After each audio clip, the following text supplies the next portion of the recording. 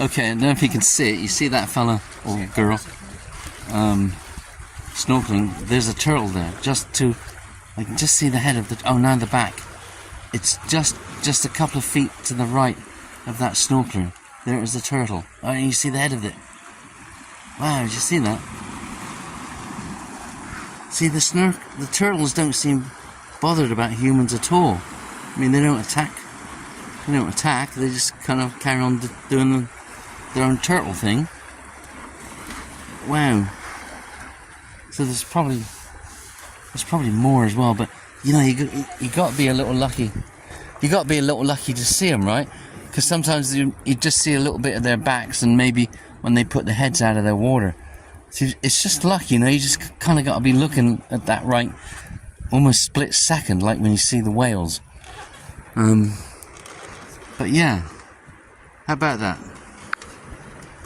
Cool, eh? Okay, Feast just got all excited because she thought she saw a whale, you know, maybe a turtle, just up there about 100 yards. But it seems that it is actually a rock. But never mind. I mean, from a certain angle, and I'm forcing her over here, not intentionally. But look how clear this is. And you do see there's a couple of people snorkeling out there. I suppose in a way you could snorkel from the shore if you wanted to, but you know, maybe they're from one of those boats. It's not that far to the shore. But yeah, there's I don't think they really have any. This particular part is not the North Pacific Ocean. This is a bay, begins with A, and it's a bay formed by the mainland of Maui over there on the right,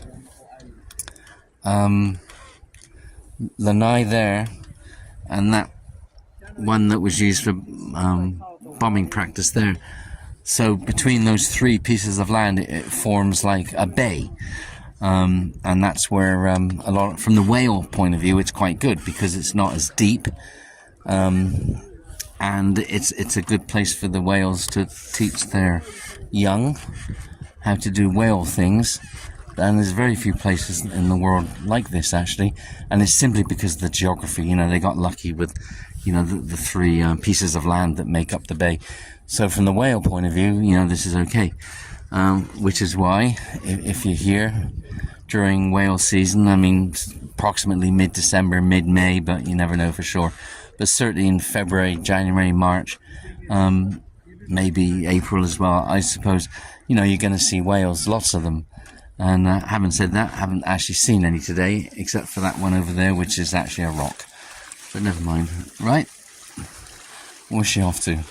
But anyway, so yeah, if you are into the whale thing, really, if I were you, I'd try and be here in February.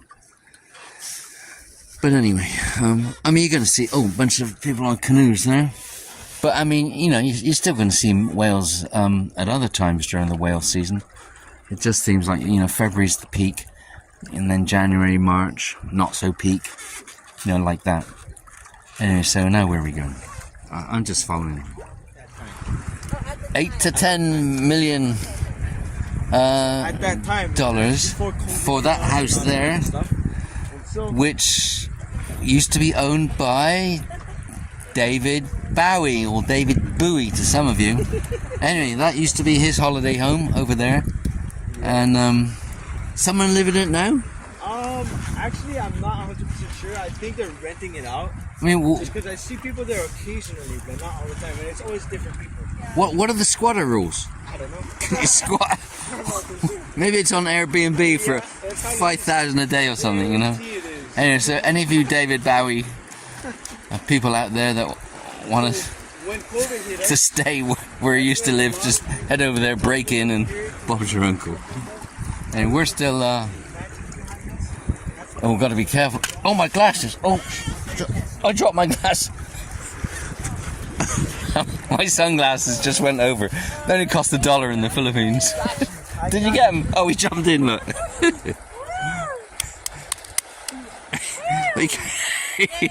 Sorry about that. I'm just glad it wasn't the camera. Only cost $1.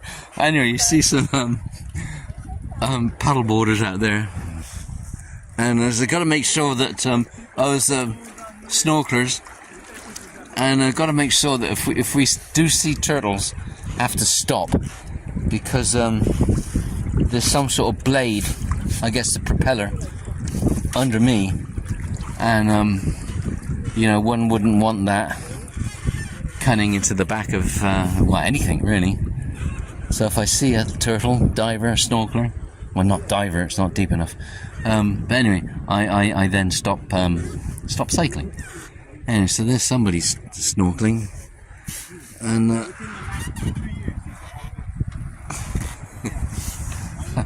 I honestly didn't do that on purpose with the glasses. Just wondering how they fell out, actually. Anyway, so yeah, so this bit here, that's part of the mainland Maui. That one, that island there is Lanai. Let me turn around here. That small darker one, that's Molokini. It's like the top of a crater, and then the island to its left, that's the one that is closed, actually, because it was used for bombing practice. And there's some people on paddle boarders there. Anyway, so all very nice. Come off of this beach right there, you know what I mean? And they could have made money that way. Well, we're coming into where we started off. So there's no doubt about it. If you're into water activities, certainly on Maui, especially on the western side of things, you know, there's just a lot to do. And you know, if I was living here as a local, you know, I'd be buying equipment such as this, and you know, taking advantage of this sort of scenery and opportunities as much as I could, actually, because there's a lot. There really is. It's very pleasant, actually, I must admit.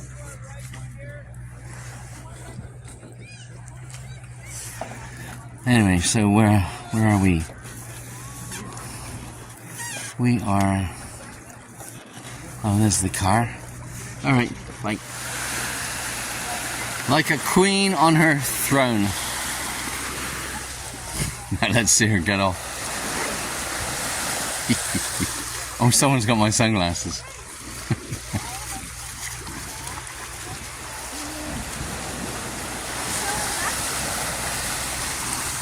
I love, and it was, we had knee surgery, it's fine. I'm gonna put that on my review. Alright. Okay, so that's the end of it.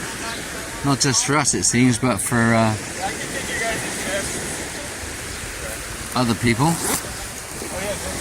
This is, I think it's, what beach is this? Makena? Makena, yeah. Makena, M-A-K-E-N-A. And it looks like a few people start and finish from here. Of course, you can just come down here yourself, and you know, if you got your own gear, then you can just do your own thing. You don't have to go with a company. Well, of course, not too many people own those things. Water trikes, I think they're called. But anyway, and of course, if you come here as a visitor, you're probably not going to bring a canoe with you on the plane, I suspect. But you know, certainly snorkel gear, you can, you know, do your own thing. And here we go. I suspect this is a rather typical day here. Just turns out to be a Saturday. Right. Oh, I gotta get my sunglasses. Okay, and what did you think of it out of 10? I loved it. Loved 10 it. for me. 10 for honey. Okay, bye. Okay, and just a final thought about something.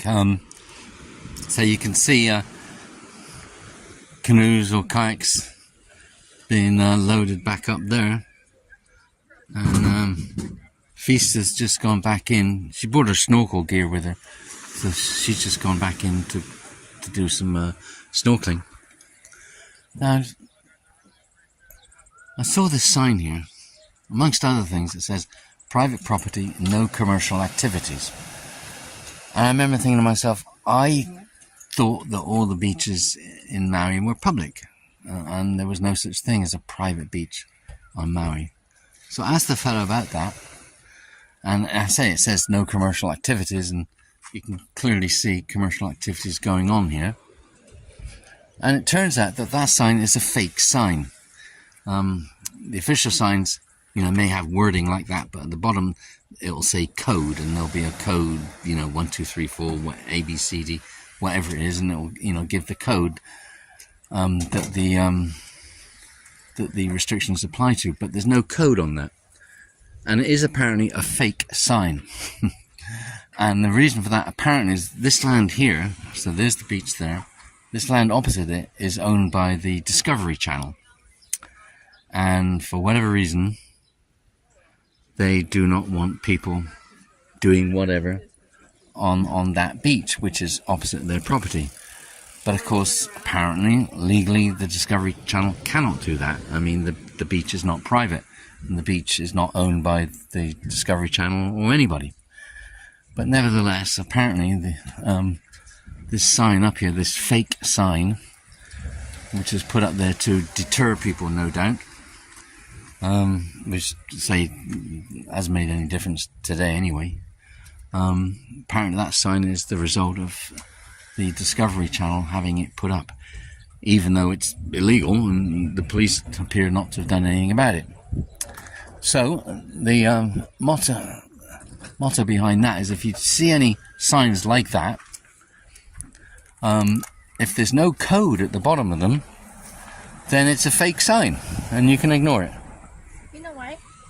No? It's a fake sign? Because there's construction happening here. Like how he said that Hawaiian families hold this land, so the construction company made a fake sign. For the Discovery Channel. He said Discovery Channel, right? Is it Discovery Channel? That's what he said, yeah. And then when you're done, I need... Are you going back in? Yeah, but I can't do the chair by myself.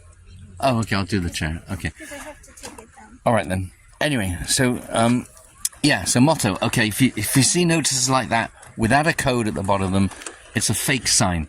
And this sort of thing is a little bit typical of the problems on some of these islands, because the nature of the islands and being very pretty and all that kind of stuff. There's a lot of sought after properties here, and some of the property prices are, of course, really, really high.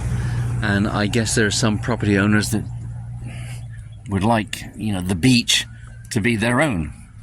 But that is something that they're not allowed to do. But nevertheless, some of them, I guess, will try and do it anyway. Including, apparently, I use the word apparently a lot, apparently the Discovery Channel. So that's it. Boycott the Discovery Channel.